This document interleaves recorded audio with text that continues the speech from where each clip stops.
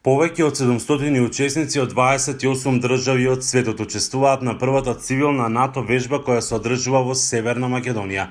Вежбата, која е во организација на НАТО, Евроатлантскиот центар за координација на одговор при катастрофи и Центарот за управување со кризи, ќе се реализира на повеќе локации во Охрид и Струга.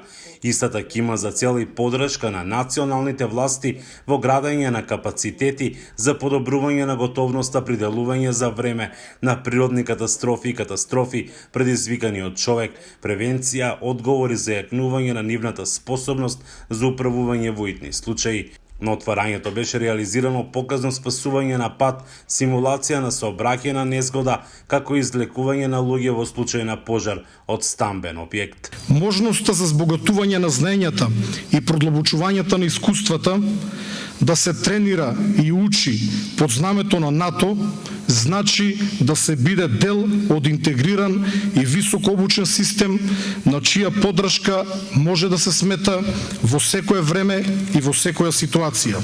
Сакал да истакнам колку е важна дигитализацијата на системот за управување со кризи преку НИКС системот, следна генерација на инцидент команд системот во Република Северна Македонија. Токму оваа НАТО вежба ќе биде одлична можност да се тестира функционалноста и оперативноста на овој систем.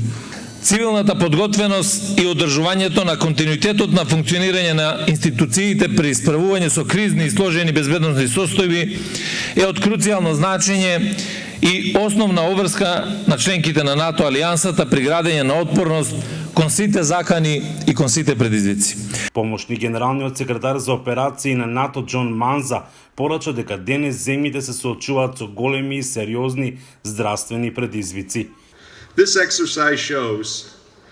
Оваа вежба покажува и докажува дека вежбањето и тренингот не се ограничуваат само за одбрана и за подготовка на операциите кои се во тек. Ова е многу важно да се вежба нашата отпорност и способноста да се опоравиме било од природни или од човечки катастрофи. Ова е и можност да решаваме проблеми кои се заеднички со вештини, техники и процедури и можност да се развие една заедничка експертиза, но и да се зајакнат пријателствата. Вежбата истовремено ќе се одвива и теренски и штабно, ќе се разработуваат неколку можни сценарија, од пребарување и спасување во вода и планина, одговор во случај на поплави, на хемиски, биолошки или радиолошки инциденти и кампањи за лажни вести, што ќе влијат на цивилното население и критичната инфраструктура на областа околу Охрид и Струга. За Гласот на Америка од Охрид, Мики Трајковски.